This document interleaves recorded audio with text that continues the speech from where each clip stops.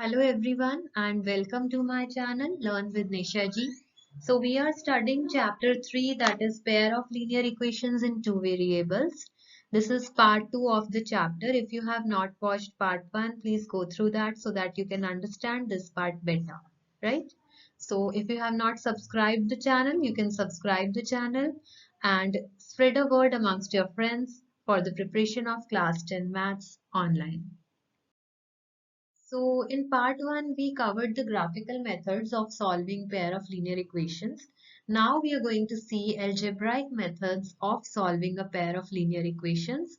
And the method we are going to study first is the substitution method.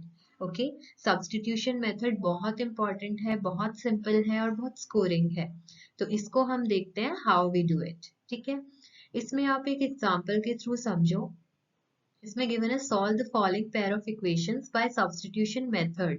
तो देखो exam में इस तरह से स्पेसिफाई हो सकता है कि आपको पर्टिकुलर यही मेथड यूज करना है.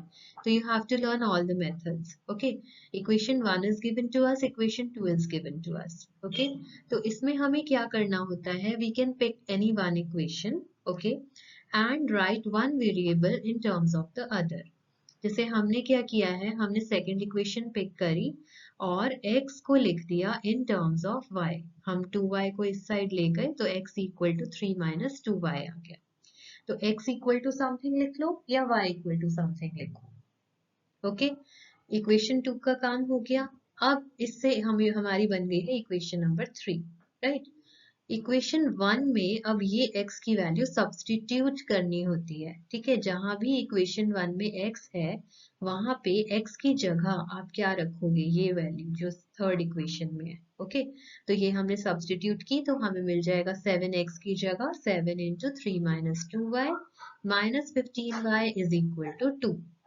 तो इसीलिए इसको सब्स्टिट्यूशन मेथड कहते हैं, क्योंकि हम एक वेरिएबल की वैल्यू दूसरे के टर्म्स में इक्वेशन के अंदर सब्स्टिट्यूट करते हैं. ओके, तो अब हम इस इक्वेशन को सॉल्व करेंगे तो हमें y की वैल्यू मिलती है 19/29. तो y इज सॉल्व्ड. अब x कहाँ से आएगा, इक्वेशन 3 आप ले लो, इसमें y की वैल्यू जो आई है वो सब्स्टिट्यूट कर दो और हमें x की वैल्यू मिल जाएगी 49/29. So x and y values are obtained and the equation is solved, right? So here is the example 5. Solve the following question. ये एक word problem है. Aftab tells his daughter, 7 years ago, I was 7 times as old as you were then, right? Also, 3 years from now, I shall be 3 times as old as you will be, right? So we have to represent this situation algebraically and graphically by the method of substitution, right? तो अब हम इसमें assume करेंगे, let the variables be s and t. Okay, तो s है Aftab age, t is daughter's age, right, in years. तो इन situations के हिसाब से अब हमें equations लिखनी है. तो पहला था 7 years ago. तो 7 years ago आफ्ताब की एज क्या होगी, s-7, और डॉटर की एज क्या होगी, t-7. ओके, तो उसका रिलेशन गिवन है I was 7 times. So Aftab was 7 times the daughter's age. तो ये हमारी फर्स्ट इक्वेशन है. थोड़ा इसको सिंप्लीफाई करके हम इस फॉर्म में ले आए, राइट. सेकंड क्या है, 3 years from now. 3 years from now मतलब फ्यूचर में.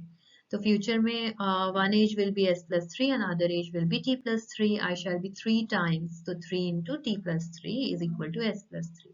थोड़ा सिंप्लीफाई करेंगे इस टाइप से आ जाएगा. अब हमारे पास दो इक्वेशंस हैं जिन्हें हमें सॉल्व करना है यूजिंग सब्स्टिट्यूशन मेथड.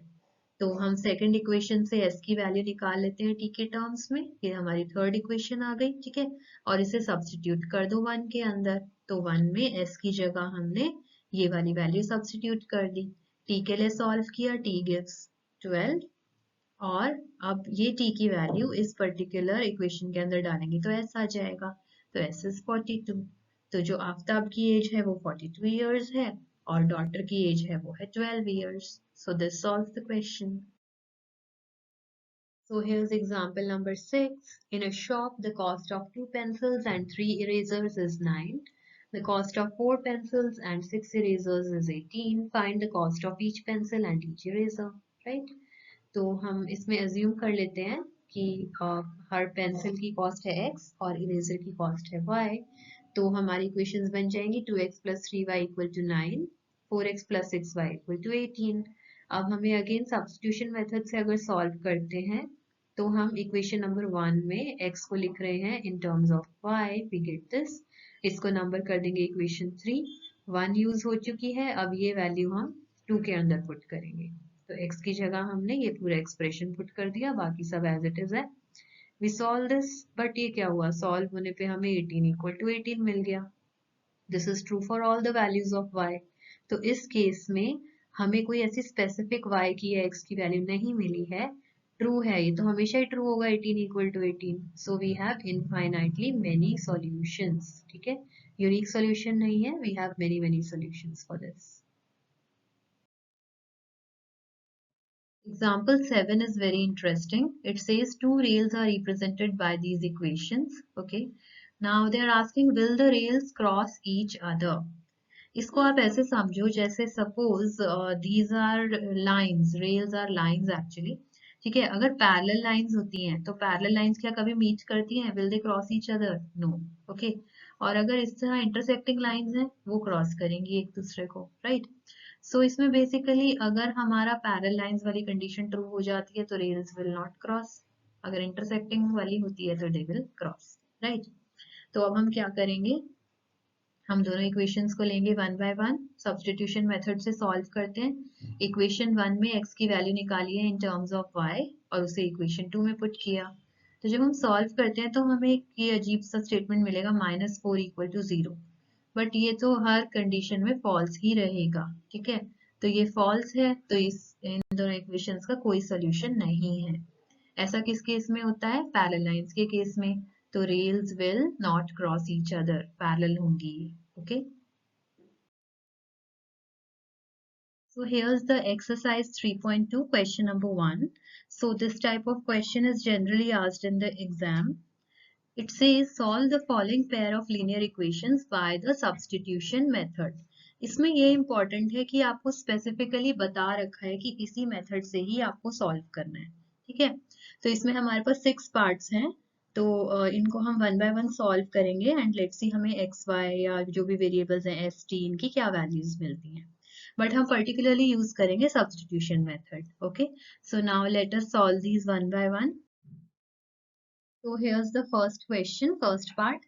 तो इसमें हमें देखो दो equations given थी, x + y = 14, this is equation number 1, and x - y = 4, this is equation number 2.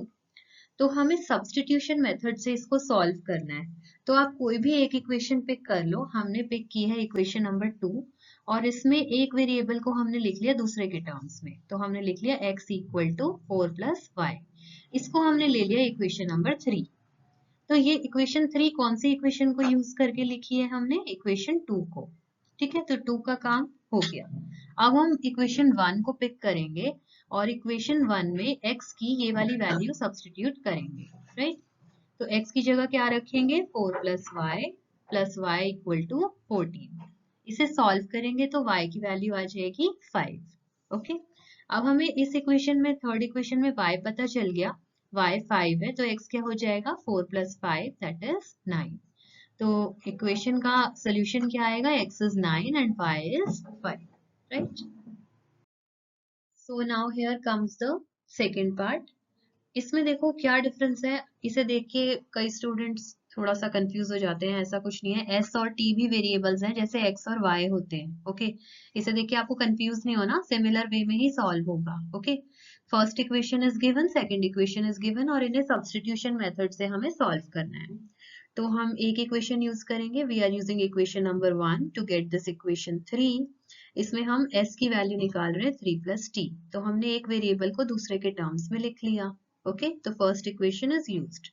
अब सेकंड इक्वेशन में ये s की वैल्यू सब्स्टिट्यूट कर देंगे, 3 + t, यहाँ पे s की जगह रख दिया, बाकी एज इट इज है। अब इसे हम सॉल्व करेंगे तो finally we get the value of t as 6। Okay, और s कैसे निकालेंगे? इसमें t की वैल्यू 6 पुट करेंगे तो 3 + 6, s की वैल्यू आ जाएगी 9। तो s और t की values are solve, right. So here's the third part, ये थोड़ा ट्रिकी है, this is the first equation, this is the second equation. अगर आप इसमें ऑब्जर्व करोगे, इक्वेशन 1 को अगर हम 3 से मल्टीप्लाई कर दें, ठीक है, through out LHS and RHS, तो हमें ये इक्वेशन मिलती है जो कि इक्वेशन 2 के ही इक्विवेलेंट है, सेम इक्वेशन मिल गई। तो इस टाइप की जो इक्वेशंस होती हैं उनमें हम सॉल्यूशन होते हैं इनफाइनाइट नंबर ऑफ सॉल्यूशंस, ठीक है, कोइंसिडेंट होती हैं ये लाइंस, सेम ही लाइंस हैं, ओके। तो इसमें क्या होगा, there will be infinite number of solutions. तो अगर हम इक्वेशन 1 को थोड़ा सिंप्लीफाई करें तो हमारा आ जाएगा y equal to 3x minus 3, ठीक है। तो इसमें आप x की वैल्यूज पुट करते जाओ, y की वैल्यूज आती जाएंगी and there would be infinite number of solutions. So generalised solution है, right. So fourth part is, this is equation 1, this is equation 2, बस इसमें डिफरेंस ये है थोड़ी वैल्यूज डेसिमल में है, उसकी वजह से ये थोड़ा कॉम्प्लिकेटेड लगता है, थोड़ी कैलकुलेशंस इसमें टफ होती हैं, अदरवाइज इट इज सिमिलर। तो हम क्या करेंगे, इक्वेशन नंबर 1 को यूज करके x को लिख रहे हैं in terms of y, right. और अब हम न्यूमरेटर और डिनोमिनेटर को मल्टीप्लाई कर रहे हैं 5 से, okay, so you get the simplified version, ठीक है। अब ये x की वैल्यू को आपने कहाँ से निकाली है, इक्वेशन 1 को यूज करके, तो अब पुट कहाँ होगी, इक्वेशन 2 के अंदर। x की वैल्यू हमने पुट कर दी यहाँ पे 6.5 माइनस 1.5y। इसको हम फर्दर सॉल्व करेंगे तो हमारा y की वैल्यू आ जाएगी 3, ओके। अब जो y की वैल्यू आई है 3, वो हम इस इक्वेशन के अंदर पुट करेंगे and we get the value of x as 2. So x is 2 and y is 3 in this case, right? So this is the fifth part. ये भी थोड़ा सा different question है, इसमें आप देख सकते हो we have some coefficients as roots, okay, root 2, root 3, root 8 like this.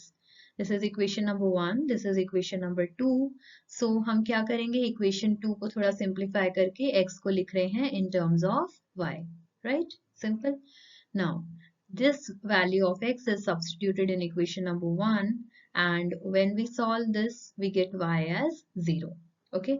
y 0 आप इस equation में put करो तो आपको x की value भी क्या मिल जाएगी, 0. So x 0 y 0 is the solution for these equations. तो आप देख रहे हो कि सब्स्टिट्यूशन मेथड बहुत ही सिंपल है, बहुत स्कोरिंग है इसका question, you should never leave in the exam. इसे आप थोड़े से क्वेश्चंस प्रैक्टिस करके सीख लो and you get full marks. और आप फाइनली अपना आंसर चेक भी कर सकते हो, जैसे सपोज आपका आंसर आ गया इस केस में x2 एंड y3, ठीक है, तो आप कैसे चेक कर सकते हो, वहीं की वहीं आपको पता चल जाएगा कि मेरे फुल मार्क्स आएंगे इस क्वेश्चन में या नहीं। आप ये x और y की वैल्यूज इन दोनों इक्वेशंस में पुट करके देख लो वन बाय वन, ठीक है। जैसे इक्वेशन 1 में पुट कर दी x की वैल्यू 2 और y की वैल्यू 3, तो ये सेटिस्फाई होनी चाहिए इक्वेशन। सिमिलरली सेकंड में चेक कर लो। तो अगर आपके पास एक्स्ट्रा टाइम है और आप इस तरह चेक कर सकते हो तो you will be sure that yes my answers are correct, right. Okay, so now let's solve the sixth part. So we have two equations here. इसमें difference क्या है, fractions form में है हमारे coefficients, right? Equation 2 को थोड़ा simplify करते हैं, इसे 6 से multiply कर लेते हैं, तो ये थोड़ी simplified form में ऐसे बन जाएगी, और फिर y को लिख लेते हैं in terms of x. Okay, now second equation use हो चुकी है, अब आप first equation में ये value of y put करोगे, ठीक है, y की value इसमें put कर दी, इसको सॉल्व किया तो x आ जाएगा हमारा 2 और y यहाँ से आ जाएगा, x की वैल्यू 2 इसमें पुट कर दो तो y की वैल्यू आ जाएगी 3. So this way we solve the substitution method questions.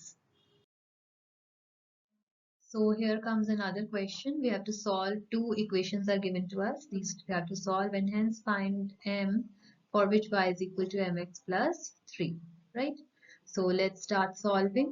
इनको हम equations को number कर देते हैं. Let's say this equation is equation number 1 and let's say this equation is equation number 2. ठीक है? तो equation 1 से हम y की वैल्यू लिख लेते हैं. y क्या आ जाएगा 11 minus 2x upon 3. ठीक है, तो ये हम सब्स्टिट्यूशन मेथड कर रहे हैं। तो फर्स्ट इक्वेशन से हमने ये लिखा, तो सेकंड इक्वेशन के अंदर इस वैल्यू को पुट कर देंगे, y की वैल्यू को, ठीक है, 4y था ना, तो 4y की जगह ये पूरा एक्सप्रेशन आएगा, दिस इज इक्वल टू -24। इस इक्वेशन को सॉल्व करना है हमें और वैल्यू निकालनी है x की, तो 3 से मल्टीप्लाई कर देते हैं through out, this will be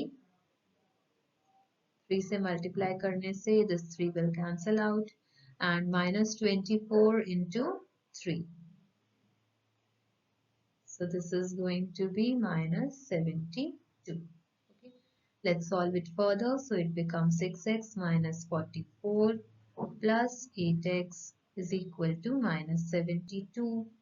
So this becomes 14x is equal to minus 72 plus 44, right? So it will be, you have to subtract this, minus is greater one. Okay, so minus it will be 28, right? Now x is going to be minus 28 upon 14, it will be minus 2. Okay, अब x की value आ गई, अब x की value यहाँ put कर देंगे तो y आ जाएगा. It will be 11 minus 2 into minus 2 upon 3. So this becomes 11 plus 4, 15 by 3, that is 5. ठीक है, तो x की वैल्यू हमारी आ गई minus 2, करेक्ट, एंड y की वैल्यू आ गई 5. एक और पार्ट है इसमें, ये हमें m की वैल्यू निकालनी है इसके लिए. ठीक है, तो y is equal to mx plus 3 है, तो y है हमारा 5. m x is minus 2 plus 3. Let's solve this. 5 minus 3 upon minus 2 is equal to m, that is minus 1. तो m की वैल्यू भी हमारी सही आ रही है. ये क्वेश्चन भी बहुत इंपॉर्टेंट है, ये एग्जाम्स में आता है, right? So here's the third question. We have to form the pair of linear equations for the following problems and find their solution by substitution method. ठीक है, तो हमें इसमें एक वर्ड प्रॉब्लम गिवन होगी और वर्ड प्रॉब्लम से हमें इक्वेशंस पहले फ्रेम करनी है. तो फर्स्ट पार्ट ये है और सेकंड पार्ट ये है कि जो दो इक्वेशंस बनी है उनका हमें सॉल्यूशन फाइंड आउट करना है by the help of substitution method. ठीक है, तो हम आपको इक्वेशंस फ्रेम करवाएंगे और सब्स्टिट्यूशन मेथड अब तक आप सीख चुके हो, तो यू कैन सॉल्व इट. आप उसे सॉल्व करके देखो और हम आपको फाइनल आंसर्स प्रोवाइड करेंगे. ओके, तो अगर आप इन बिटवीन कोई प्रॉब्लम फेस करते हो सॉल्विंग में, तो you can post it in the comment section and I will try to solve your doubts, right? तो हम फर्स्ट क्वेश्चन से स्टार्ट करते हैं. तो let's see what it says. First part है, the difference between two numbers is 26. Okay, तो यहाँ पे है हमारे answers. So let the two numbers be x and y, हम ऐसे अज्यूम करेंगे. तो डिफरेंस इज 26, हमने ले लिया x minus y equal to 26, right? One number is 3 times the other. ठीक है, तो अब आप देखो x माइनस वाई 26 है, तो बड़ा नंबर कौन सा होगा इसमें, x या y? ऑब्वियसली x होगा. ठीक है, तो x बड़ा है तो we can write x equal to 3y. ठीक है, y छोटा है, y इंटू 3 हमें दे रहा है x. ये हमारी दो इक्वेशंस आ गई. अब इन्हें हम सब्स्टिट्यूशन मेथड से सॉल्व करेंगे और आपके फाइनल आंसर्स आने चाहिए 39 and 13. So you can solve and check, right? Second part, it says the larger of two supplementary angles exceeds the smaller by 18 degrees. Okay, find them. तो इसमें basically हमें statement तो single ही given है, लेकिन हमें ये पता होना चाहिए इसमें कि सप्लीमेंट्री एंगल्स कौन से होते हैं. ऐसे एंगल्स जिनका सम इक्वल टू होता है 180 डिग्री. ओके, तो हम लेंगे x and y. Let these be the measures of the two angles in degrees. Okay, so x plus y is 180. ये आपको सप्लीमेंट्री एंगल्स की डेफिनेशन से पता है और इनमें जो डिफरेंस दे रखा है वो 18 डिग्रीज गिवन है. So you can take x minus y equal to 18. Solve these and you get x 99 and y 81. But इसमें ये ध्यान रखना है आपको सब्स्टिट्यूशन मेथड से ही सॉल्व करना है क्योंकि स्पेसिफिकली मेंशन्ड है. कई बार क्या होता है स्टूडेंट्स इस चीज पे ध्यान नहीं देते और दूसरे मेथड से सॉल्व कर देते हैं. It will fetch you know marks, इसमें 0 मिल जाएगा, right? Third part, the coach of a cricket team buys 7 bats and 6 balls for 3800. Okay, later she buys 3 bats and 5 balls for 1750. So we have to find the cost of each bat and each ball. तो हम assume करेंगे कि 1 bat की cost let's say x rupees है और 1 ball की cost है y rupees. तो simple equations बन जाएंगी. 7x plus 6y is equal to 3800 and 3x plus 5y is 1750. That's it. Fine.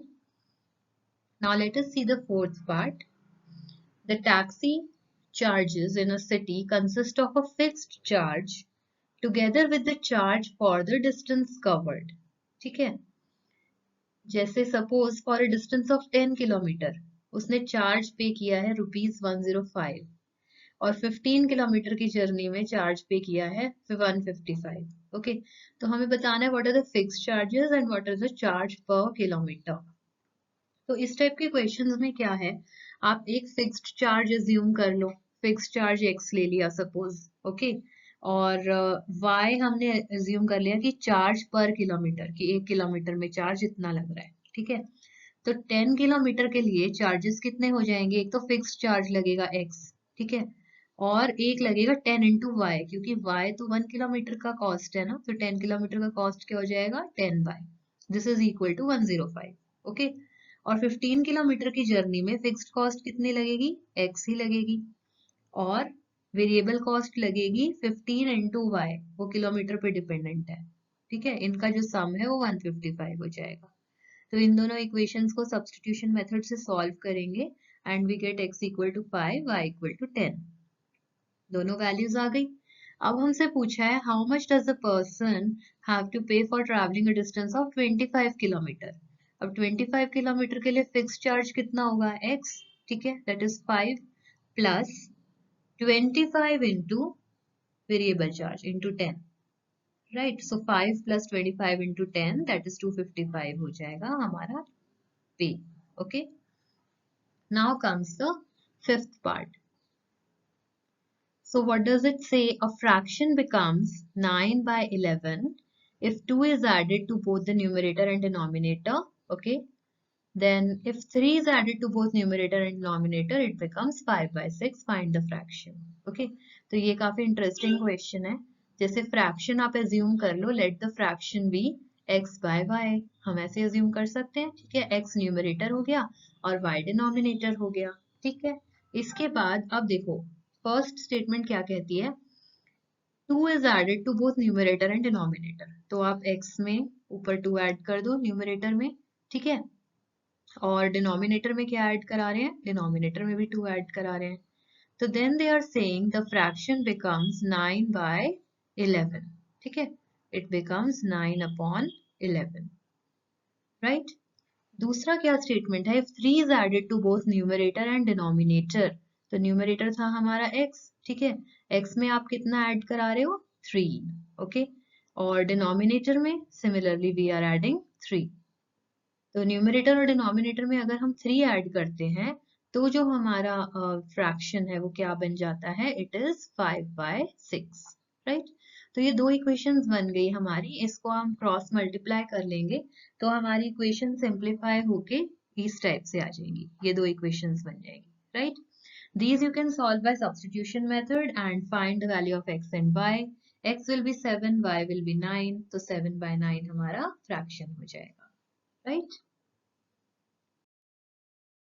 So here comes the sixth part. It says 5 years hence, the age of Jacob will be 3 times that of his son. Okay. And 5 years ago, Jacob's age was 7 times that of his son. What are their present ages? Okay. So इसमें हम initially assume कर लेते हैं like x and y are the ages in years of Jacob and his son. Okay. तो Jacob की age कितनी हमने assume की है x years. Okay. So we can write down Jacob की जो एज हमने अज्यूम करी है दैट इज x years, और सन की जो अज्यूम करी है that is how much, it is y years. Okay, तो ये वर्ड्स आपको थोड़े से पता होने चाहिए। 5 years hence मींस फ्यूचर की बात कर रहे हैं हम, ठीक है। तो 5 years के बाद जेकब की एज कितनी होगी, x plus 5, ओके, और सन की एज कितनी होगी, obviously 5 plus 5, right. So age of Jacob is 3 times that of his son, ठीक है, जेकब बड़ा है तो it is 3 times that of the sun. एक इक्वेशन बन गई। सेकंड है 5 years ago, ago means past में चले गए हम, तो जेकब की एज क्या रही होगी x minus 5 और सन की एज रही होगी y minus 5, ठीक है। तो जेकब की जो एज थी that was 7 times the age of his son. तो ये हो गई हमारी इक्वेशन नंबर 1 और ये हो गई इक्वेशन नंबर 2, ठीक है। थोड़ा सा इसको सिंप्लीफाई करके लिख लेते हैं, so this will become x minus 3y, okay, is equal to 15 minus 5, that is 10, right? तो हमारी फर्स्ट इक्वेशन आ गई x minus 3y is equal to 10, correct. Second equation देखते हैं थोड़ा सिंप्लीफाई करके क्या आती है, x minus 7y is equal to, it will be 5 minus 35, that will be minus 30. तो ये आपकी आ गई इक्वेशन नंबर 1 एंड ये है आपकी इक्वेशन नंबर 2। ओके, तो इन दोनों इक्वेशंस को अब हम सॉल्व करेंगे यूजिंग सब्स्टिट्यूशन मेथड। तो सब्स्टिट्यूशन मेथड से आप सॉल्व करोगे तो आपको मिलेगी x की वैल्यू 40 और y की वैल्यू 10। सो जो जेकब की एज थी वो 40 थी और सन की एज थी 10, right. So now we are going to study a new method, that is the elimination method. ये वाला मेथड मेरा फेवरेट है, इसमें बहुत ही इजीली सॉल्व हो जाती है इक्वेशंस, ठीक है। तो ये भी हम सीखते हैं how we are going to do. इसका एक एग्जांपल देखते हैं, एग्जांपल के थ्रू क्लियर होगा ये कैसे करते हैं। So example 8 says the ratio of incomes of two persons is 9/7. Okay, 9:7 का रेशियो है इनकम का। Ratio of their expenditures is 4:3. Okay. Now, if each of them manages to save 2000 per month, find their monthly incomes. Okay. So now हम क्या assume करेंगे, ratio 9:7 है तो actual income हम assume कर लेते हैं कि 9x और 7x है, ठीक है। और एक्सपेंडिचर्स हम assume कर लेते हैं 4y और 3y है, राइट। तो फर्स्ट पर्सन की जो इनकम है वो 9x है और एक्सपेंडिचर 4y है, तो सेविंग्स कितनी होंगी 9x माइनस 4y, तो 9x माइनस 4y हमें गिवन है 2000 है। ओके, सिमिलरली सेकंड पर्सन के लिए 7x माइनस 3y जो होगा वो हमारी सेविंग्स होंगी, that is income minus expenditure, वो भी 2000 होगा। अब ये दो इक्वेशंस हमारी बन गई हैं, यहाँ पे हमने इसको नंबर कर दिया equation number 1 and equation number 2। Okay, elimination method में हमें क्या करना होता है, जैसे आप इक्वेशंस को किसी नंबर से मल्टीप्लाई करते हो, ओके, इक्वेशंस को किसी नंबर से मल्टीप्लाई करके या तो हमें x के कोएफिशिएंट्स को सेम बनाना है, ओके, या y के कोएफिशिएंट्स को सेम बनाना है। ओके, तो इस केस में हम ये यहाँ पे 4 है y का कोएफिशिएंट, यहाँ पे 3 है, तो हम क्या करेंगे, फर्स्ट इक्वेशन को मल्टीप्लाई कर रहे हैं 3 से, ओके, और सेकंड इक्वेशन को मल्टीप्लाई कर रहे हैं 4 से, ठीक है। अगर हम ऐसा करते हैं तो 4 इंटू 3 यहाँ पे 12 बन जाएगा कोएफिशिएंट y का, और नीचे वाले इक्वेशन में 4 इंटू 3 12 बन जाएगा, ठीक है। तो this way we can like make the coefficient same. तो आप पूरी पूरी इक्वेशन को 3 से और 4 से मल्टीप्लाई करो, आपको ये दो इक्वेशंस मिल जाएगी। तो जब कोएफिशिएंट सेम हो जाते हैं किसी वेरिएबल के, फिर हम क्या करते हैं, दोनों इक्वेशंस को सब्ट्रैक्ट कर दो, ठीक है। What we are doing equation 4 minus equation 3, ताकि वो कैंसिल हो जाए। तो आपने माइनस किया, 12y ये कैंसिल हो जाएगा, ठीक है, और फाइनली आपको x मिल जाएगा 2000, राइट। तो अब हमें मंथली इनकम पूछी है, तो मंथली इनकम 9x और 7x थी, तो 9 into 2000 and 7 into 2000, these will be the monthly incomes of the persons. Very good, very simple method. So now let us see the example 9. Okay, so we have to use elimination method to find all possible solutions of the following pair of linear equations. So we are given two equations here. Okay, so again what we are going to do, like if we see the coefficients of x, one is 4, one is 2, दोनों को same बनाना है, तो हम equation number 1 को 2 से multiply कर देते हैं, तो we get this equation, और equation 2 को as it is note करते हैं, ठीक है। Now we subtract the equations. जब हम equations को subtract करेंगे तो हमें क्या मिलेगा, very different kind of expression, 0 equal to 9, but ये तो हमेशा false होता है किसी भी केस में, ठीक है। तो अगर हमें एक false statement मिलती है on solving the equation, so there will be no solution possible for the given pair of equations, right? Now here comes example 10.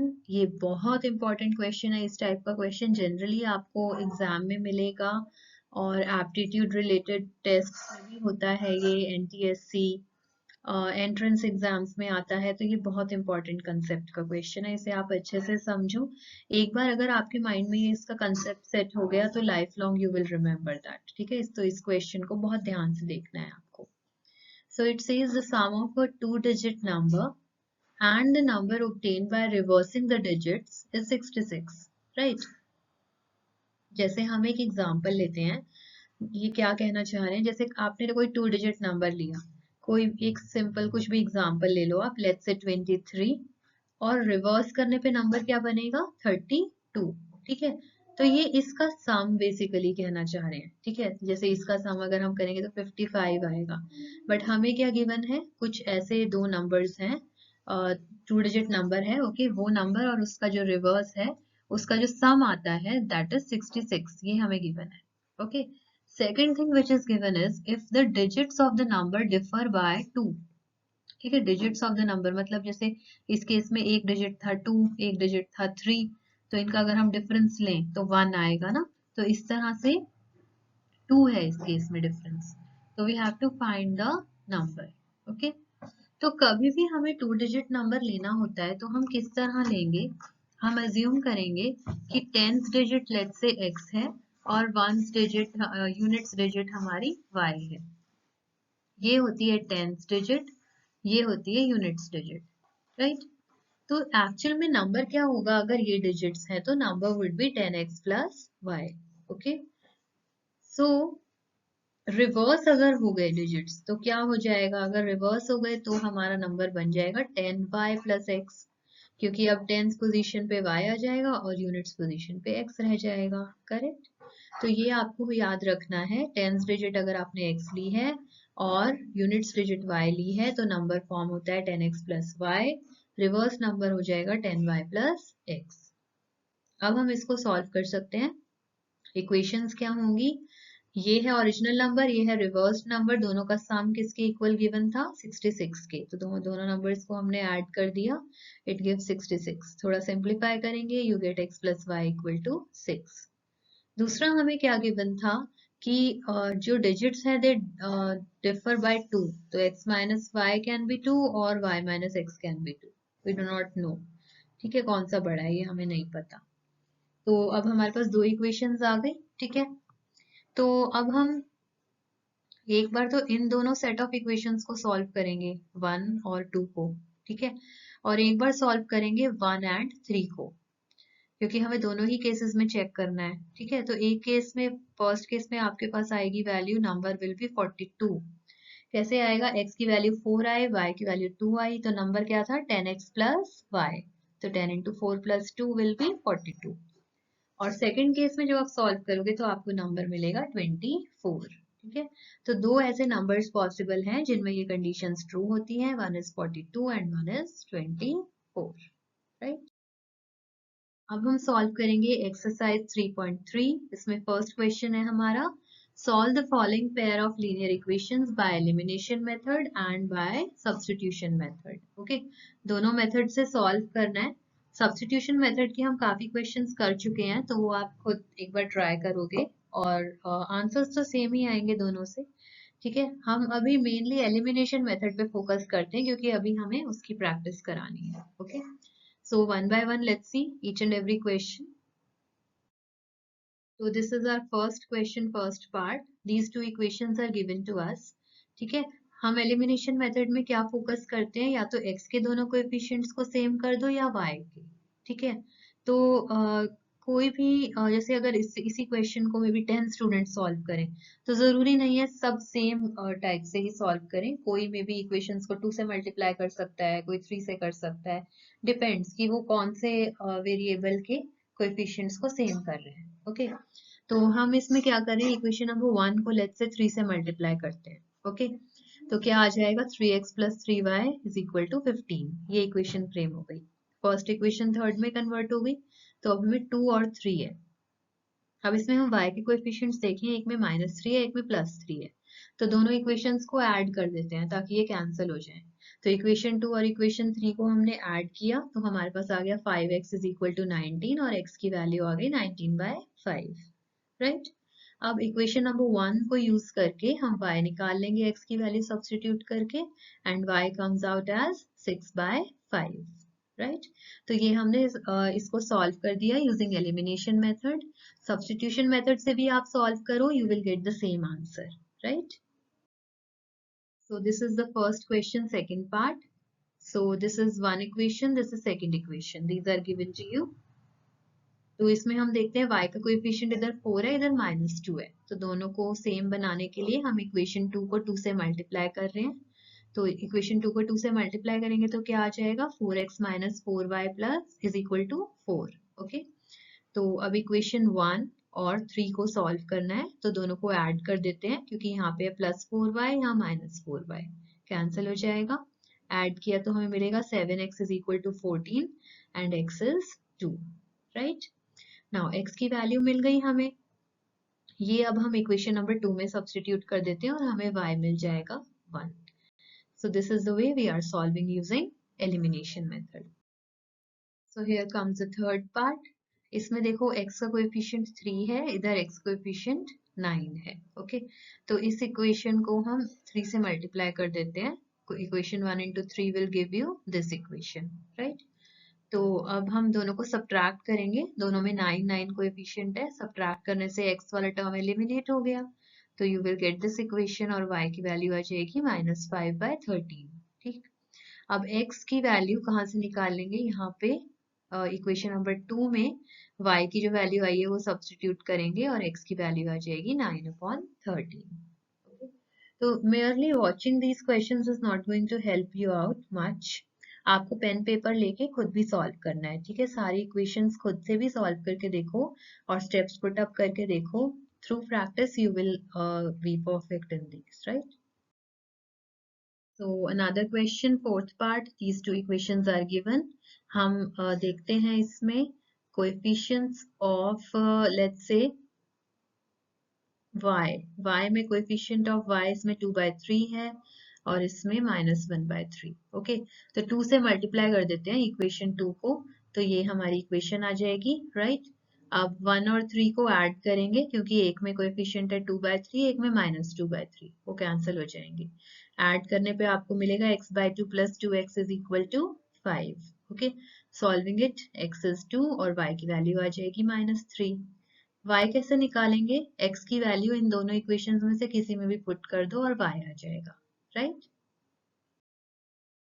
So here comes the second question. We have to form the pair of linear equations in the following problems and find their solutions if they exist by the elimination method. ठीक है, तो इसमें basically word problems है, पहले equation frame होगी और फिर उसका सोल्यूशन होगा using elimination method.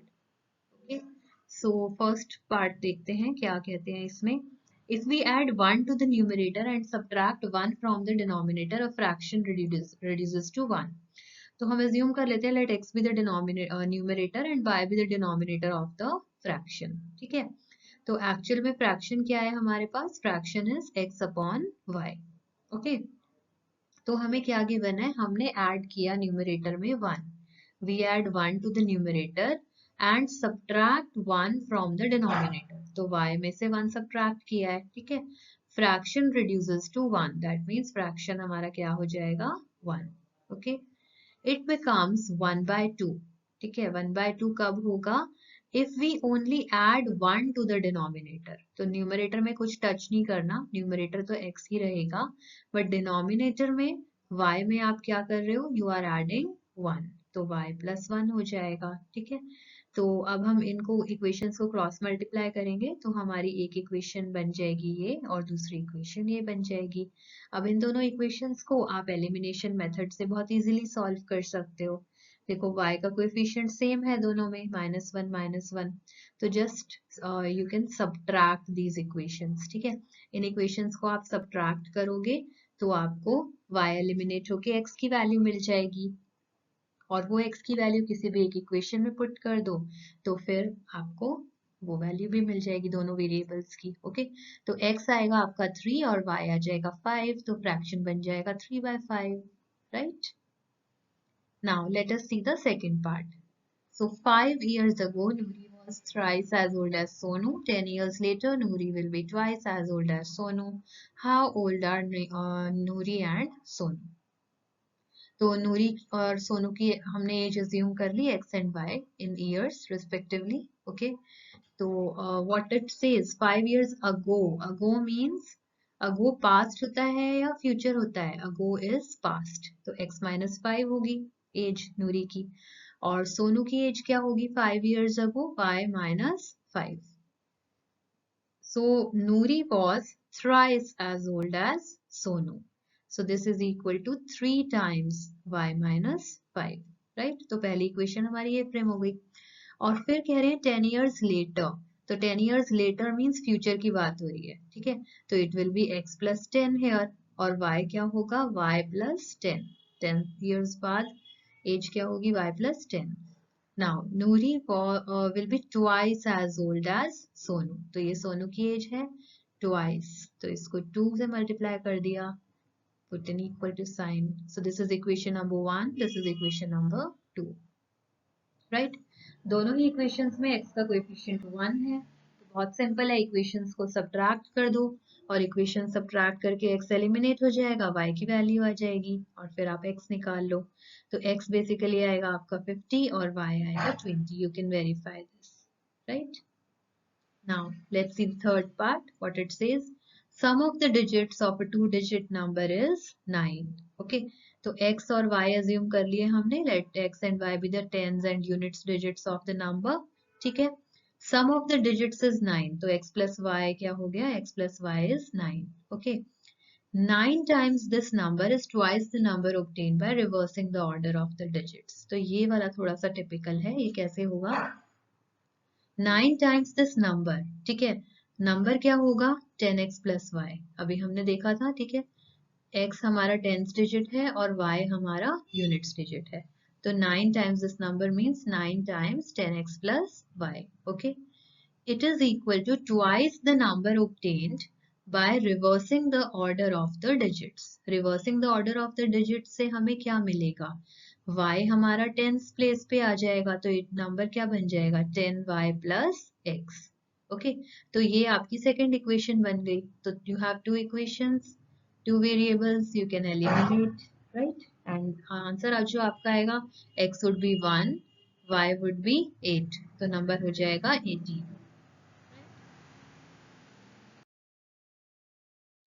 So let us see the fourth part. Meena went to a bank to withdraw rupees 2000. She asked the cashier to give her 50 and 100 rupee notes only. Meena got 25 notes in all and you have to find how many notes of 50 and 100 she received. Right? तो इस type के question में हम assume करेंगे let x and y be the number of 50 and 100 rupee notes. ठीक है. x 50 रुपी notes हैं और y 100 रुपी नोट्स हैं. तो टोटल नोट्स हमारे पास कितने थे? 25. तो एक इक्वेशन तो यही बन जाएगी x plus y equal to 25. Okay. और जो हमारा सम है, ओके, जैसे 50 रुपीज के कितने नोट्स हैं हमारे पास? x प्लस 100 रुपीज के हमारे पास कितने नोट्स हैं? 100 रुपीज के नोट्स हैं y. तो 50x plus 100y. Okay, this is going to be equal to what? It's equal to 2000. ठीक है, क्योंकि total 2000 is the amount that she wants to receive.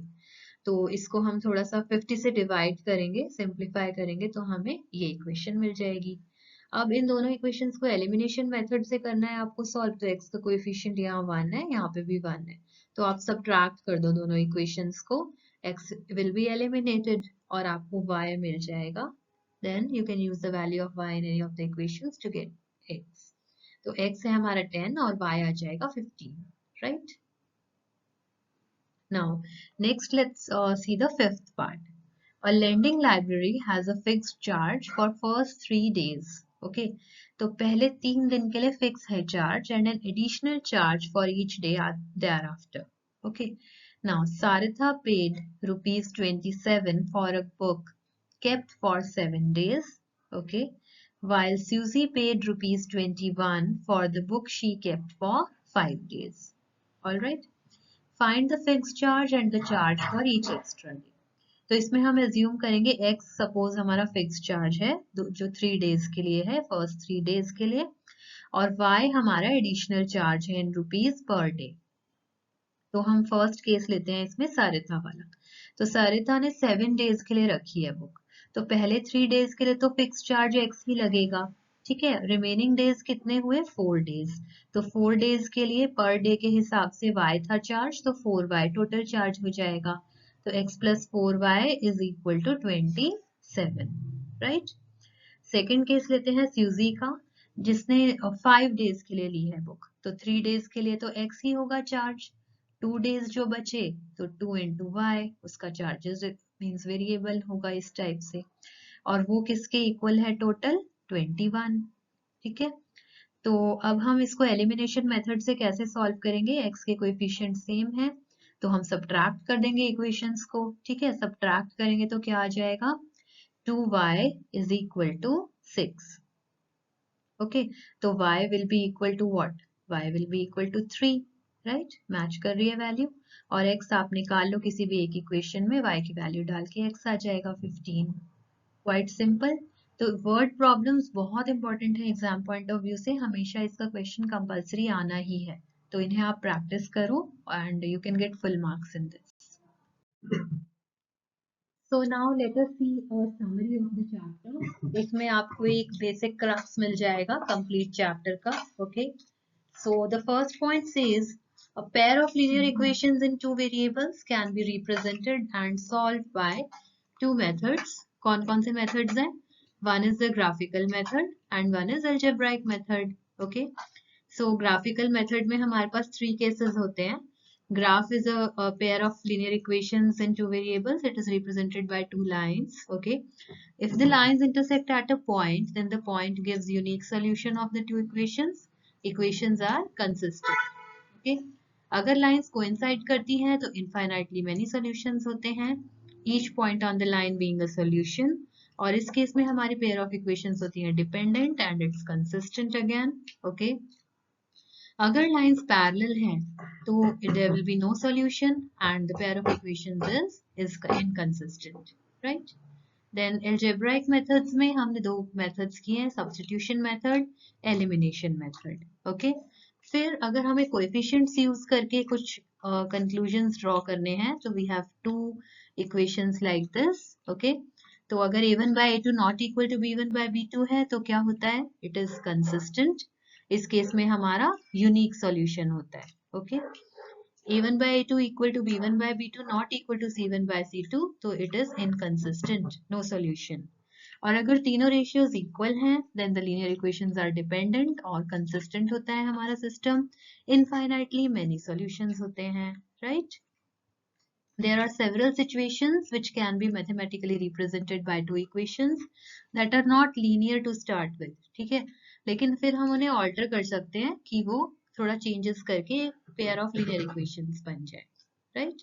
तो इस chapter में हमने पूरा सीखा है कि कैसे हम pair of linear equations को solve करते हैं, graphical method से, substitution method से, elimination method से, then word problems कैसे solve करते हैं, and how to use the coefficients ratios to find out some conclusions, right?